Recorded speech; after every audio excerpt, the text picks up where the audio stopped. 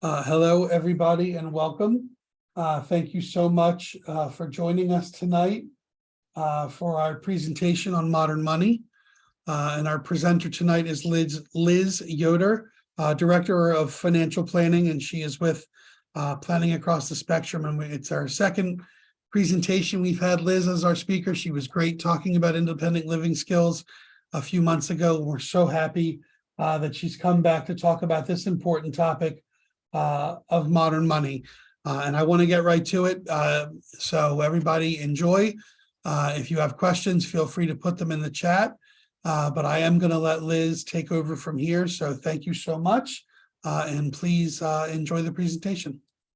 Thank you. And thank you for giving a lot of time because we have a long PowerPoint to get through. And because everybody's different, I want to touch on a lot of different areas of what modern money looks like for children and for adults.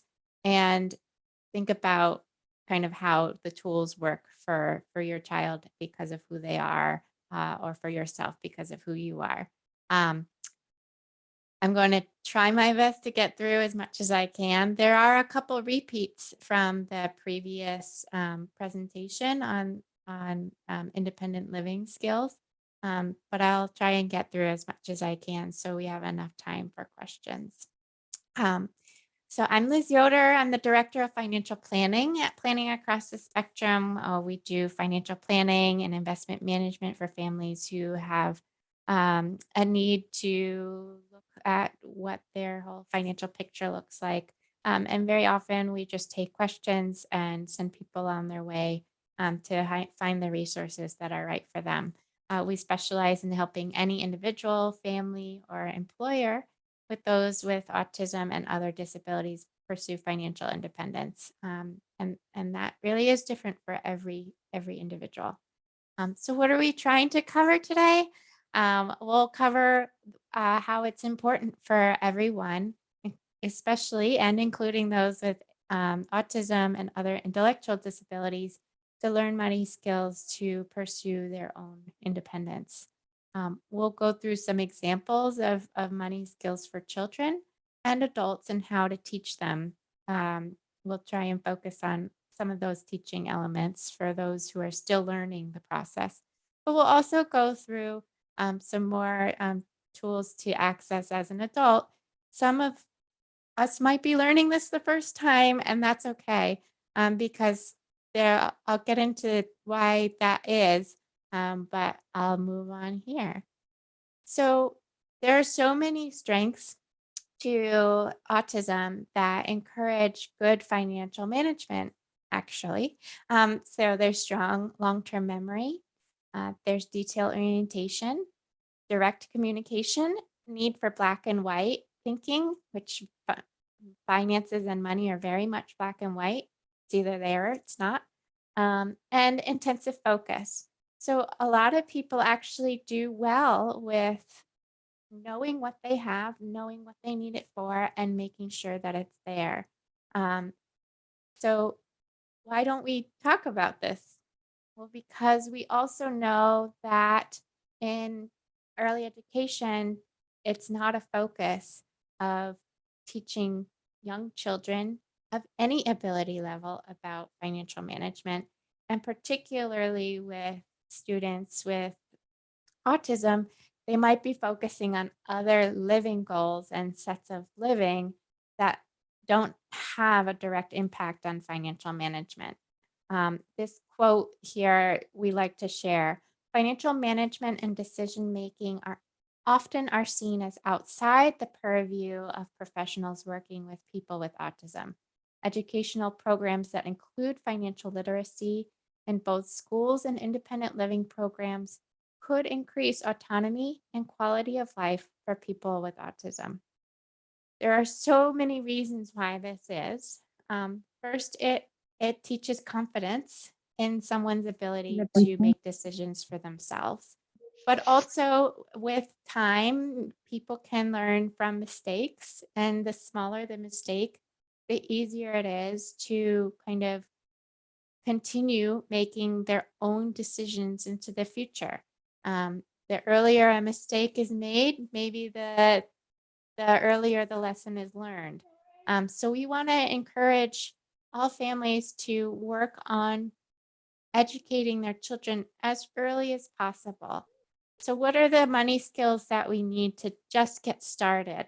Um, Sometimes this is early children education, working as a family, and sometimes this is older children or adults who are really just starting to conceptualize what money is.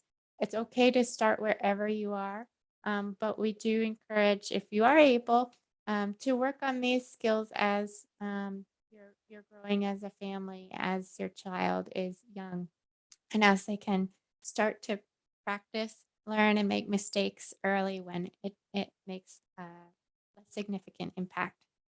So money management, um, the dollars and cents of things. How can we help? The earlier, the better. We want to address basic money skills to encourage people's connection with what money is, how it relates to what people need and want out of their daily life.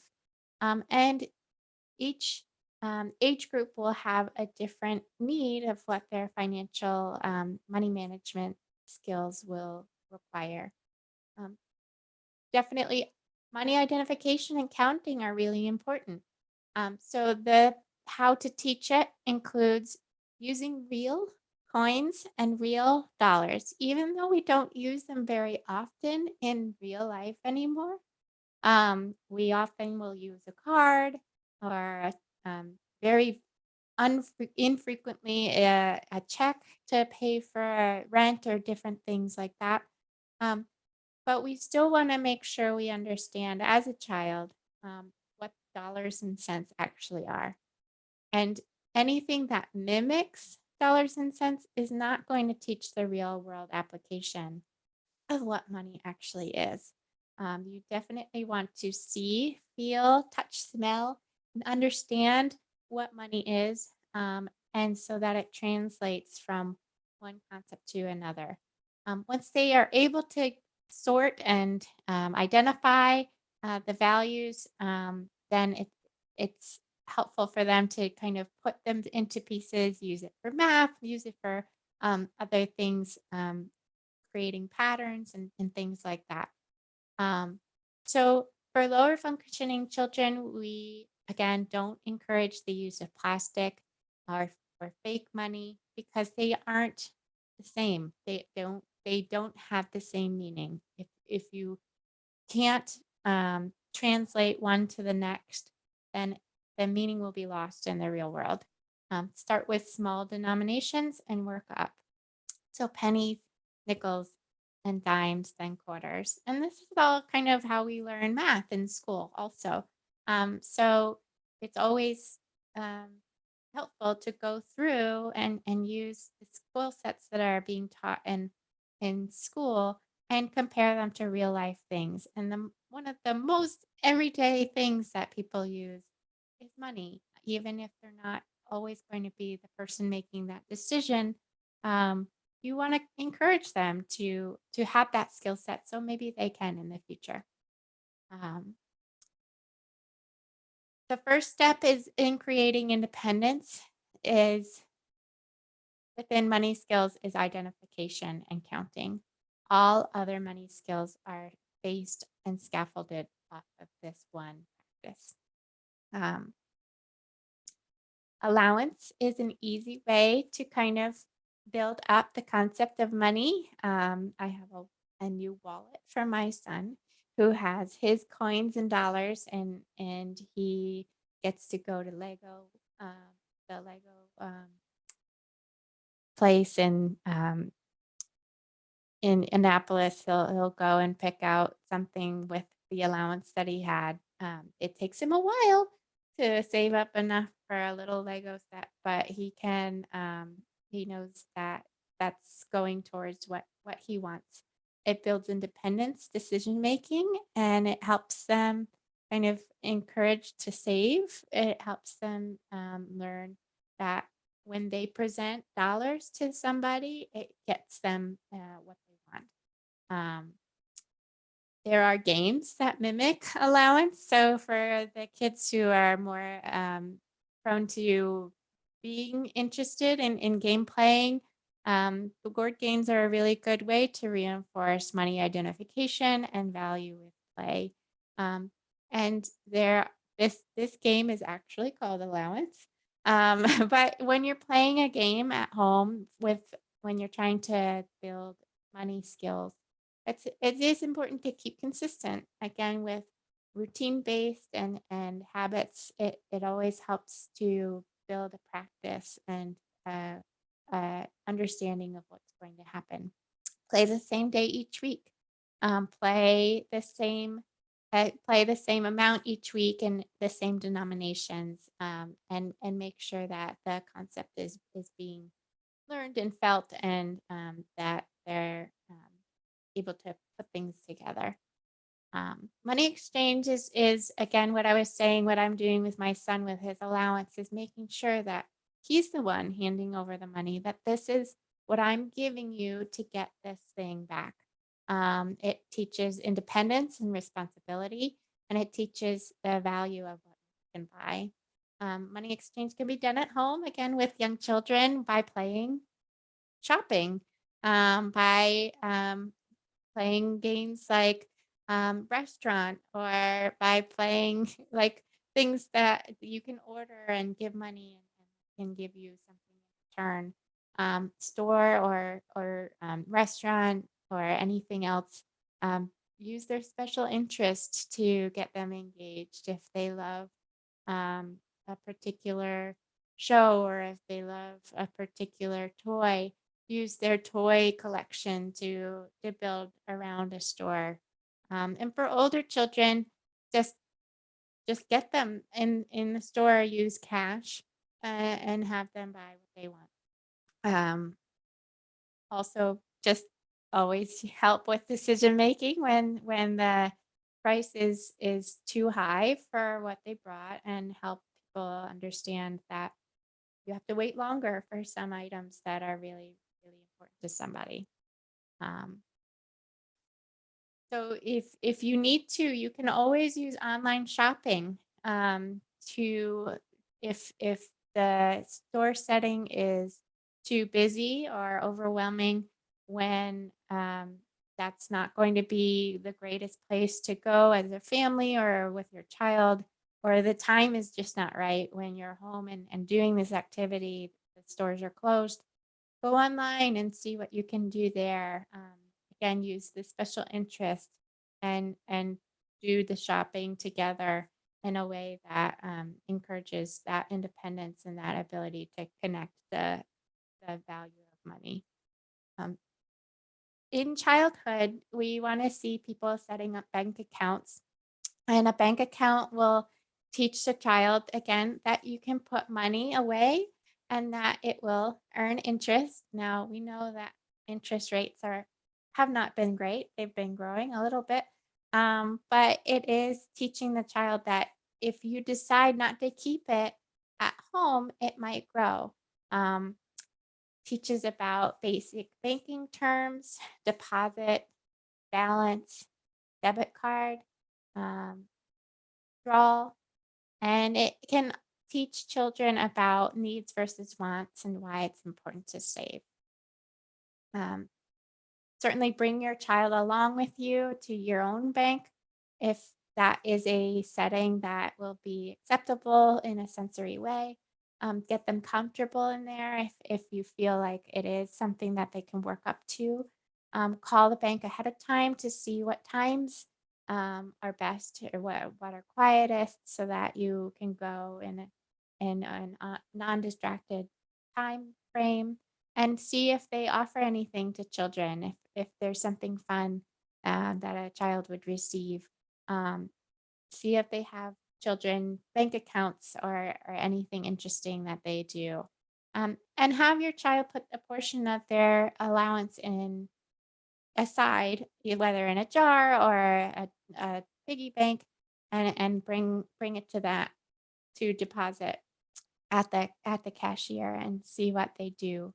Um, definitely review with your child your statement and see how the account is doing month to month. If anything changes, see the interest that's being earned by doing nothing but just having it in the bank. Um, Definitely choose a bank that has hours outside of typical banking hours. This is for children and adults. You don't want to pick a bank that you can't get to because everybody's in school and everybody's at work, or the time of the day is just different when somebody is going to be the most alert, awake, and supportive of new ideas. Um, we want to be able to bank when we can. So sometimes having a physical bank isn't going to be the best fit, particularly the long term in adulthood. Certainly, there won't be necessarily as many cash um, deposits or coin collections or things like that that require a physical bank. So an online bank may be the best fit for someone when they're no longer dealing in dollars and cents. Um, Use a bank that has minimum or no fees for low balances because we know that the accounts may not grow very much.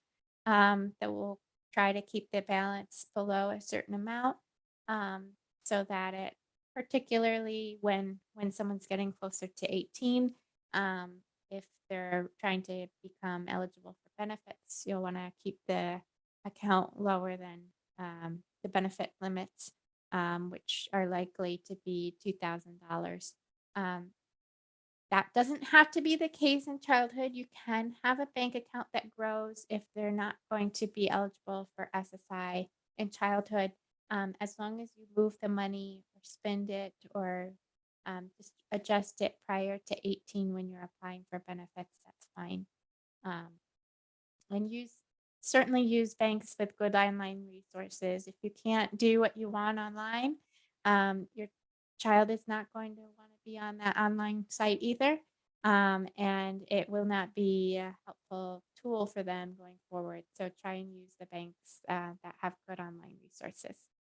Certainly, charity is another item that we talk about with children learning, that it's important to connect giving to others when we have enough resources to do so. And it reminds us all that there are people who have challenges above and beyond what we experience. Whether or not you um, connect with an organization like a church or a hospital nonprofit organization, or an organization like Pathways, or an animal shelter. Um, Pick something that helps connect the child to what they care about and what their interests are, so that it really relates to the values that they have. We talk all the time about um, making sure our money is going where we most value time, and our energy and our resources should all be filtered into the same kinds of places. So teach that from an early age. Um, Definitely have show children the impact that their dollars can make by showing what the nonprofit is doing with the money that's collected. Use organizations that will receive small amounts that have a large impact. And you can also dollar for dollar match what your child has given, or you can even do a 3-for-1 if you wanted to, if you have the ability to do so. Make it fun, make it a family activity, and certainly use their interest. Use organizations that have a concrete, real, transparent impact of what's happening. That um, this is kind of referencing the idea that you can buy animals for people around the world, to do farming, um, and so yeah, choose something that has a real impact. So we're going to move on to young adults or teenagers. Um, we learn different things like connecting the value of money in childhood. You can continue to do that in young adulthood as well. But in young adulthood, we're trying to encourage people to be even more independent and able to take on more responsibility for what they're doing. So again, selecting a bank, there are a couple things we want to make sure that happens. Certainly in adulthood, you want to make sure that that bank is working for that individual. And again, the account will not grow very much if someone's trying to be on benefits. So use a bank that is easy to get to, that the fees are low, if any. That some banks will reimburse ATM fees. Look for low transaction fees and low overdraft fees. Ease of deposits and withdrawals, online deposits and withdrawals or phone deposits are very helpful to have. Compare interest rates. Sometimes the cash will grow better at one bank versus another. And make sure that there aren't any minimum balance requirements, and that there's a good customer service department. Um, Now, you might not find what you're looking for 100%, and it's okay to have a just so bank if it's working for you and you are able to use it the way you need it to be used. Um, as long as it's not super frustrating and they listen to your needs, then it's probably going to work out just fine. Just the fees are a big concern, especially if the balance is going to be low and someone's going to be doing small deposits and withdrawals every once in a while. Um, Types of bank accounts, there's checking account for daily use. There's savings accounts for longer term savings. Now I'm going to speed ahead a couple of times. Um, there, as Neil mentioned, the slides will be included in the follow-up email. And so you'll be able to kind of look at what I skipped over or didn't expressly say on the slide. Um, Saving in a savings account is really going to be important for all of us to learn how to manage well. Saving teaches tracking a goal, tracking expenses, setting goals, planning for future finances, which is quite hard for many of us. It's actually not a natural psychological behavior to track to, to make a lot of long-term decisions. So we often need some support in that, planning for the future. It teaches discipline and commitment to goals and to what you said that you were going to do, and it teaches delayed gratification. If you put something away for many years and then you see that it's there when you need it, that's a really good feeling.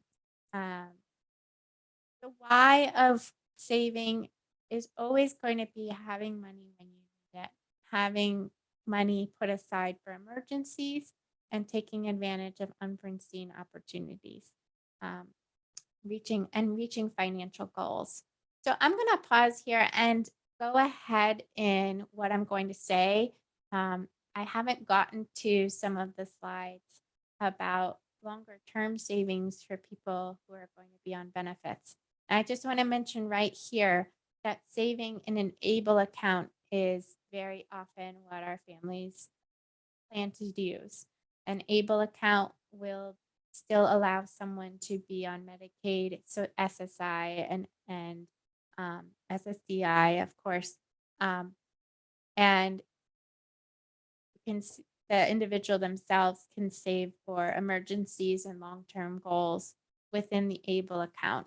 I'll get more into the ABLE account later, but I just wanted to mention here, especially since I said the checking and savings account might not grow very much, but an ABLE account can receive $17,000 a year at least. If the individual with a disability is working, then an additional $13,000 can be put into the account a year if they earn that much.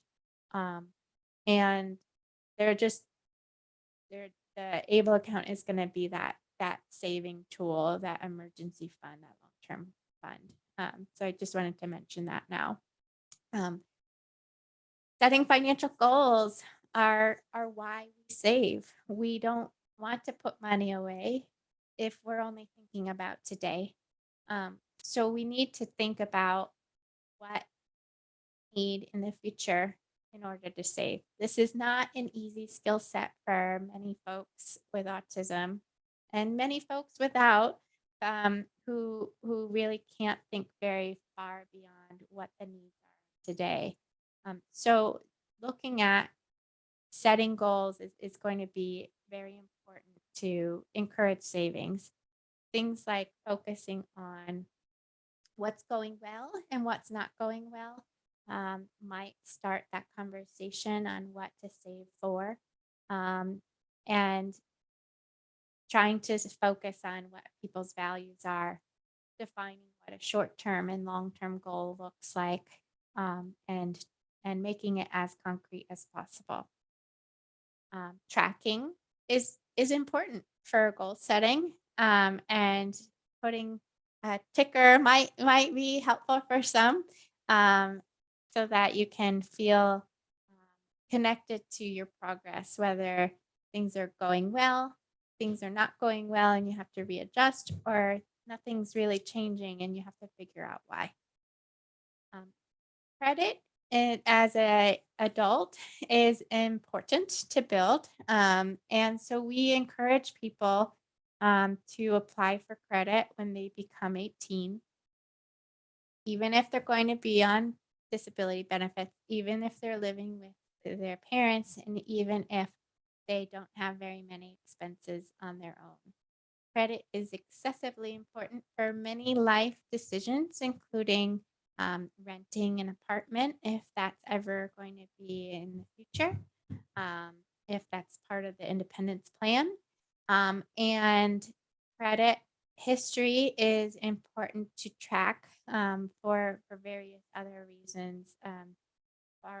Borrowing money to purchase a car, if someone's driving to work, things like that. So credit does offer greater flexibility and financial independence when used properly, to just have a little bit of kind of doorstop to when a paycheck is going to come. But credit needs to be used properly, in that people need to learn that you can't overspend what you're earning just because there's a card there. Um, and that takes many of us some time to learn and practice. And so the easiest way to build credit is to open an account, put a recurring bill that already exists in your family's life, and just pay that off and just use the card that way, to build credit history. Put on Netflix. You're going to continue to use that forever, for as long as you want, and just have the individual pay it off themselves, and participate. A client of ours has their daughter paying the utility bills, so, and that can go on the credit, and um, and and then paid off immediately. And it's a great way to build that credit history. Writing checks is another skill set that a young adult will need to learn, especially if they're going to be renting, if they'll ever have a child of their own that they're caring for, that they might have childcare needs. And so writing checks are a good practice of actually creating a history of expenses, and it teaches good balancing behaviors. Writing checks is really more fun when it's a fun check. Get a check when you're starting to learn, get checks that are meaningful to the person you're trying to teach. Use fun checks that are part of their interest area.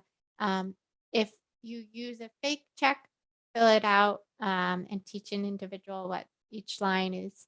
They make the effort to let the individual watch you as you write your own checks when they're younger, and make their own checks when they are old enough to pay rent. So if you have a young person who is on SSI and paying rent to you so that they get the full SSI amount, make sure you're not just transferring money from their account to your account. Have them get involved. Have them understand this is rent so that you get your full paycheck. And get them involved in that process. Even if you're writing the check, say, this is your rent check. This is how you are able to earn as much money as you do from Social Security.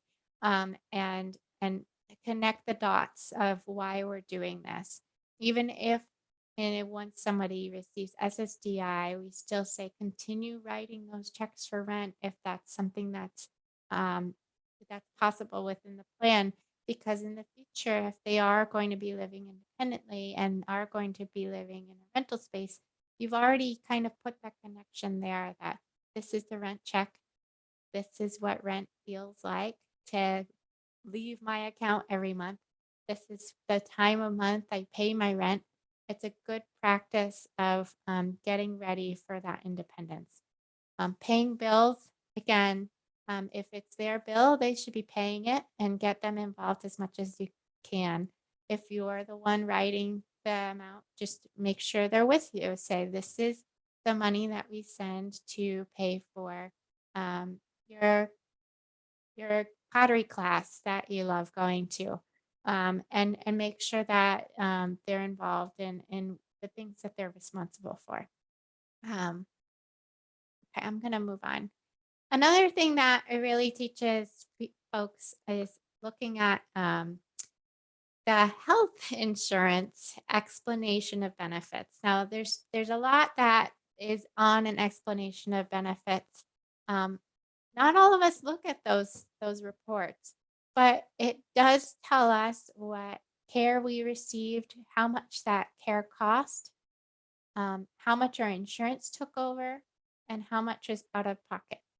And if there's an out of network provider that we see, it'll be more out of pocket. So if someone's going to be going to doctors or clinicians, therapists that are out of pocket um, for a time when insurance isn't covering it all, you want to review that as a family to see if there are ways to save in healthcare by using in-network, trying to find those professionals, and kind of understanding that there are ways to make healthcare a financial choice as well. I'm going to move on to working adults now because they have other opportunities that come with working, which is a higher income. Um, we always want to review pay stubs, understand where things are coming from, where they're going to. A working individual is going to be taxed before they get their paycheck. And you want to encourage people to understand that that happens for everybody, and that's a good thing. Um, I'm speaking politically in some way, but the taxes that are paid by a young person or a person who has a disability does pay into the social security system that that they could benefit from even on their own work record.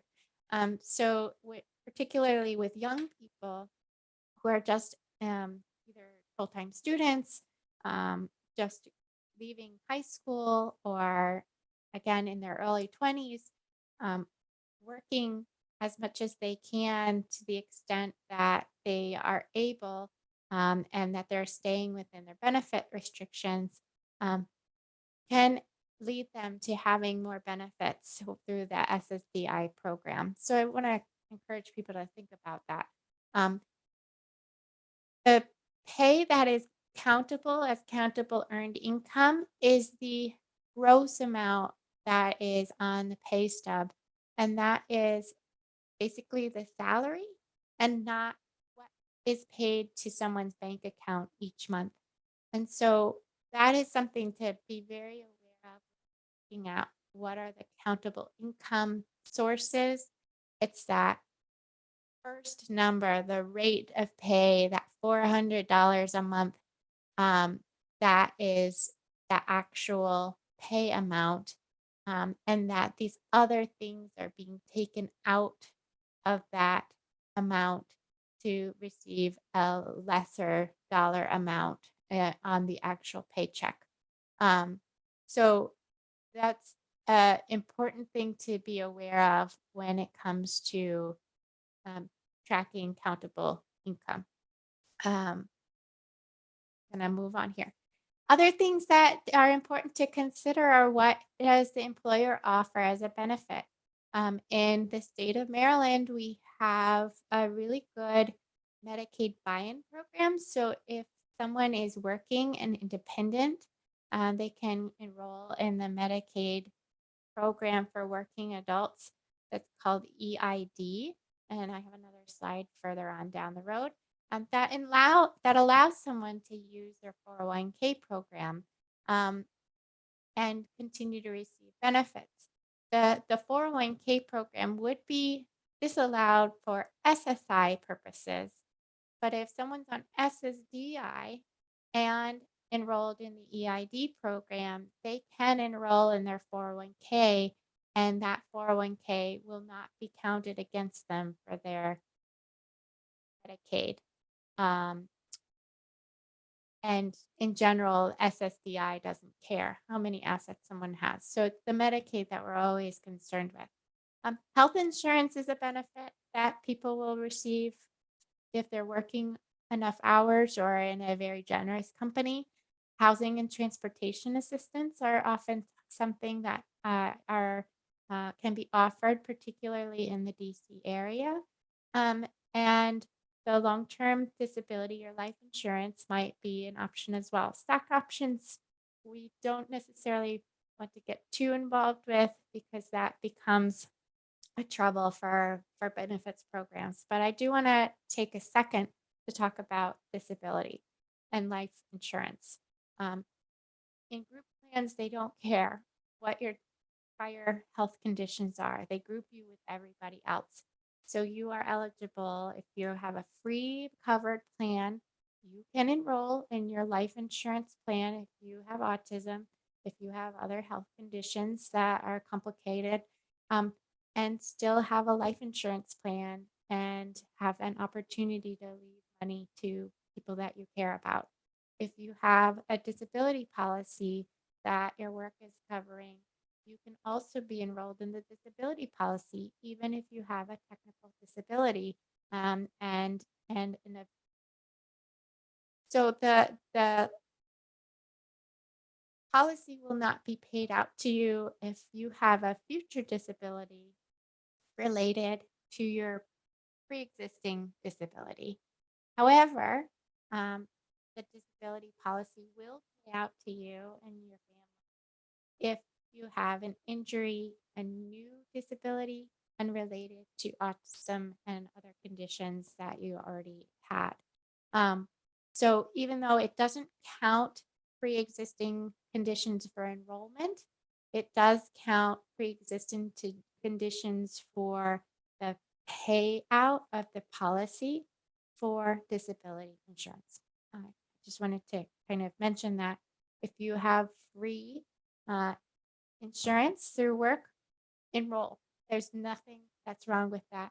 If you have an emergency that you need to step away from work and it's not related to your prior conditions, that disability policy can pay you part of what you are being paid as a worker. Again, as a person with income or even without, budgeting is going to be an important tool. Some people will have um, the ability to budget in this way and some people won't. But as long as someone's kind of headed toward this way, it's really good to keep these kind of ratios in mind. So this is the 50-30-20 rule: 50% for needs, 30% for wants, and 20% for savings and debt payments, like home. Like, yeah, like if you have mortgage payments, if you have car payments, if you have credit card payments. It's really hard for many of us to determine what is a want and what is a need and that's practice. We all have to remember what our wants are versus our needs are. And sometimes our needs can feel, sometimes our wants can really feel like needs.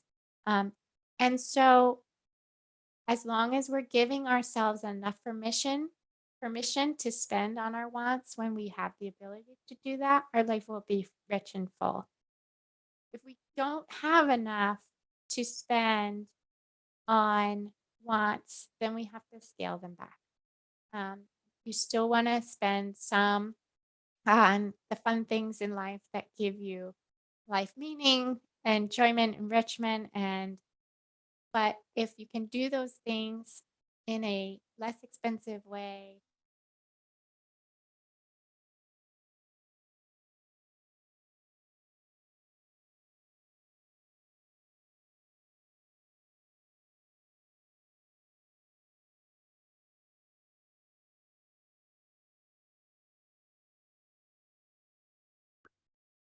So we seem to be having some technical difficulties. Let me see if, Really good if you've got expenses.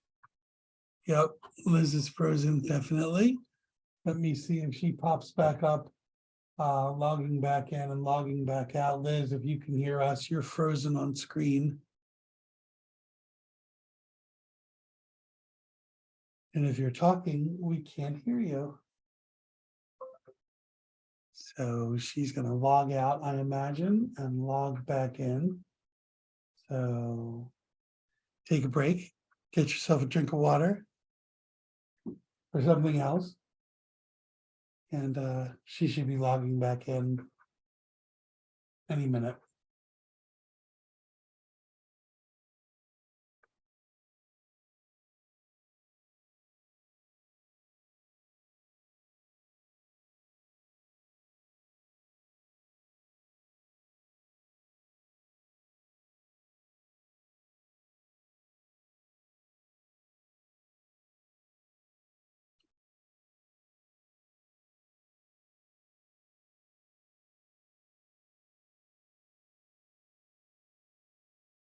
As I said, I have her presentation on a PDF, and I'll be able to send the slides out tomorrow.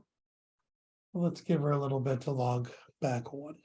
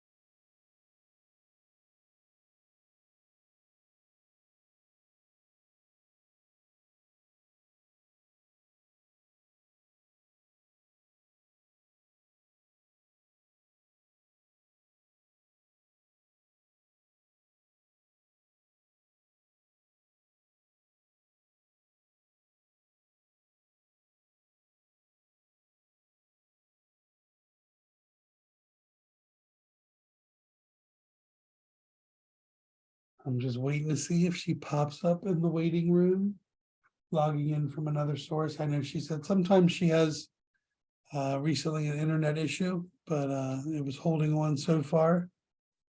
But apparently it had enough. So we'll see another few minutes and we'll see if Liz pops up in the waiting room and we can let her back in and continue on from where we are.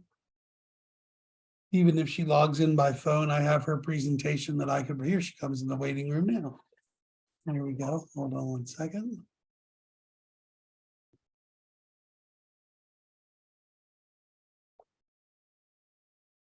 All right. So Hi, just a Liz. quick little reset. Sorry about that. Problem at all. Welcome back. Thank you. So I am back on my computer, so I will be able to reshare if I'm given that permission Oh, again. sorry. Yeah, let me get that. Hold on one second. Yeah. Thank you all for your patience and staying with us in this quick little blip of internet issues. So we were on this budgeting slide, and I'll move on.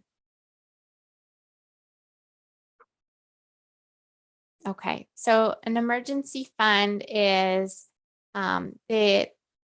the safeguard towards kind of getting into more trouble with finances, and even just having $500 set aside, whether it it's usually not in the standard checking account, but again, it's typically more in an able account, um, will be able to kind of really help put things in place for active motion, um, to get things back on track. Um, Cutting expenses will often need to happen if someone's spending over their income. And the way to do that is looking for subscriptions that you're no longer using, making sure that your expenses are aligned with the things that you care about, want, and need, and that you're not spending on things that you don't care about or that you don't need or want. And things like um, extending the time amount of time that you get things is another good way to start cutting expenses.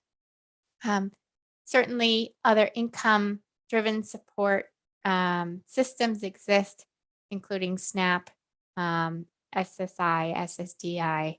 Um, Housing support programs can help minimize the expenses that you spend if you're getting a benefit. And living with other friends, living with family, um, and shared housing are all natural ways to limit expenses. We did cover this in the other presentation, and I'll go through it very quickly. SSI is a benefit that is asset and income limited. SSDI is just is just income limited for people who can't work full time competitively. The disabled adult child benefit is part of the SSDI program. Someone can earn their own way towards SSDI by working enough hours, in paying taxes into Social Security, and can get SSDI sooner sometimes than waiting for their parents to file for Social Security themselves. SSI is linked with Medicaid. SSDI is linked with Medicare. And Medicare is that federally provided health insurance. Medicaid is the state provided health insurance. And both are provided for people with disabilities. They can be combined to have better coverage. Not everyone who has a disability needs to be on a private pay plan if they're eligible for both Medicare and Medicaid and have options to see who they need to. The EID program is, I mentioned earlier, is the Employed Individuals with Disabilities program. It increases the asset cap for Medicaid and increases the ability to earn. With Medicaid, that still kind of builds some tension with whether people keep SSI, the disabled adult child benefit, or SSDI if they're able to work. But Medicaid will stay around longer, even if someone's not on the Social Security programs anymore. And they'll be eligible to use 401k plans and 403b plans while on EID. And you can also just continue saving into the ABLE. I'm going to, I think, stop my presentation here, and may even go this one slide here. Not all who have a disability need benefits, and that's important to talk about as we're going towards the end here.